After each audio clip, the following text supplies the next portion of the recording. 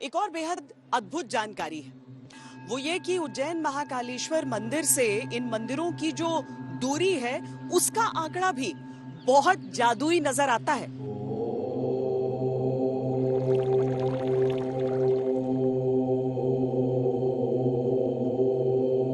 उज्जैन यानी वो अद्भुत धरती जहां स्वयं प्रकट हुए महाकाल। बाकी जगहों के गर्भगृह में और उज्जैन के गर्भगृह में थोड़ा सा अंतर है। जो उज्जैन का गर्भगृह है वो बिल्कुल उसी स्थिति में बनाया गया है जैसे किसी महिला का, माता का गर्भ होता है। इसीलिए जब आप उसके अंदर जाते हैं, पूजा करते हैं, आरती करते हैं तो बिल्कुल नया जीवन पाने जैसी बात हो जाती है। उज्जैन यानी वो धरती जहां दक्षिण मुखी महाकाल के रूप में दुनिया का इकलौता शिवलिंग है।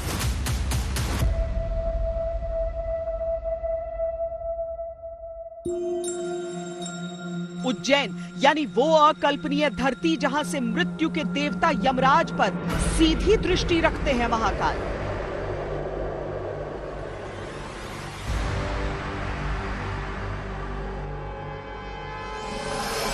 भगवान स्वयं शिव जो महाकाल हैं, कालों के काल हैं, यानी कि मृत्यु के ऊपर भी यदि किसी ने विजय प्राप्त की है तो केवल शिव ने की है।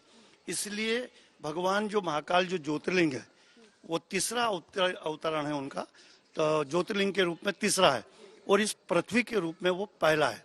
पहला इसलिए होता है कि जब ये पृथ्वी का प्रलय हुआ और जब पृथ्वी का पुनः निर्माण हुआ तो आकाशे तारके लिंगम पाताले हटकेश्वरम और मृत्यु लोके महाकालम, जिस जिस जगह पे मृत्यु होगी उसका कोई आधिपत्य होगा तो केवल वो महाकाल होगा, जो काल के ऊपर भी है और समय के ऊपर भी है, वो उसका अधिपति राजा होगा, तो इसलिए महाकाल है।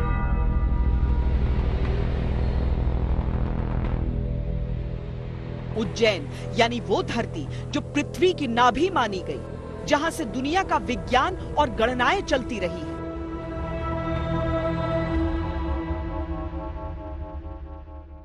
उज्जैन को पृथ्वी की नाभि, नेवल ऑफ द अर्थ क्यों कहा जाता है? देखिए क्या है कि उज्जैन का प्राचीन समय पे जो महत्व था वो खगोलीय गणना के हिसाब से काफी महत्वपूर्ण था। महत्वपूर्ण किस हिसाब से था? एक तो उज्जैन कर्क रेखा पर उस समय स्थिति थी, अभी थोड़ा सा परिवर्तन हो गया है। और दूसरी बात क्या है कि जो समय की गणना होती थी, जो जीरो देशांतर जो अभी ग्रीनविच को मानते हैं या भारत के लिए 82.5 डिग्री का मानते हैं, उस समय उज्जैन के देशांतर को जीरो मान के समय की गणना होती थी। महत्वपूर्ण ये रहता है कि अगर कर्क रेखा पर स्थित है तो इसका मतलब क्या है, जब हम आकाश में ऑब्जर्वेशन करते हैं तो ऑब्जर्वेशन एकदम सटीक होता है, क्योंकि जो हमारा जितना भी राशियां की स्थिति है वो राशियों की स्थिति हम इक्वेटर से 9.5 डिग्री उत्तर और 9.5 डिग्री दक्षिण दोनों तरफ है। तो इसका मतलब क्या है कि अगर कर्क रेखा पे होगा तो ऑब्जर्वेशन हम एकदम परपेंडिकुलर सर के ऊपर कर पाएंगे। तो जितना ऑब्जर्वेशन हम परपेंडिकुलर करेंगे उतना एरर की संभावना कम रहती है। अगर कोई एंगल होगा एरर की संभावना ज्यादा रहती है, गणनाएं गलत होंगी। तो इसलिए उज्जैन को प्राचीन समय से खगोल का महत्वपूर्ण केंद्र के रूप में विकसित है।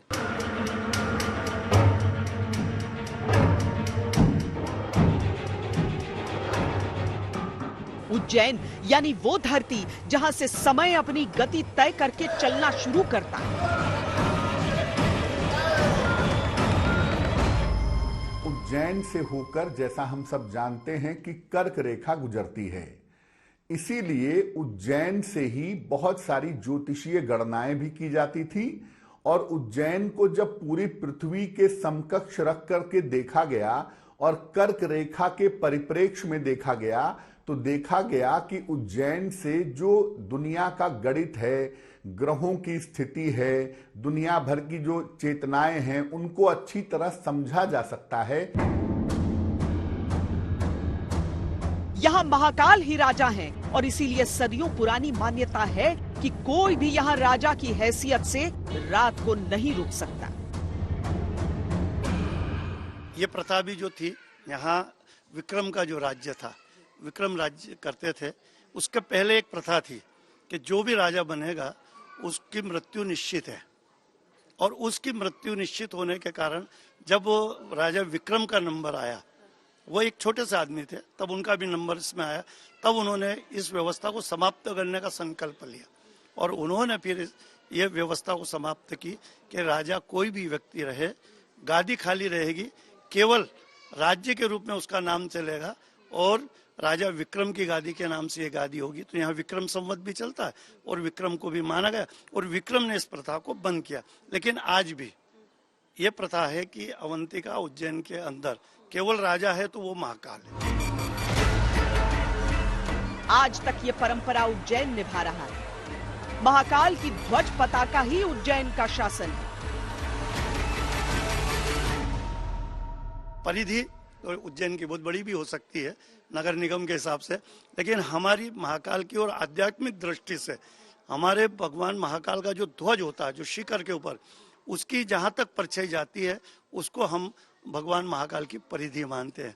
उस परिधि के अंदर कोई राजा नहीं रहेगा और रहेगा तो उसका नुकसान निश्चित होता है। यानी जहां तक ध्वज की छाया वहां तक महाकाल की माया। धरती के केंद्र माने जाने वाले उज्जैन और यहाँ महाकाल को लेकर जो मान्यताएं हैं वो अद्भुत, अविश्वसनीय और अकल्पनीय है।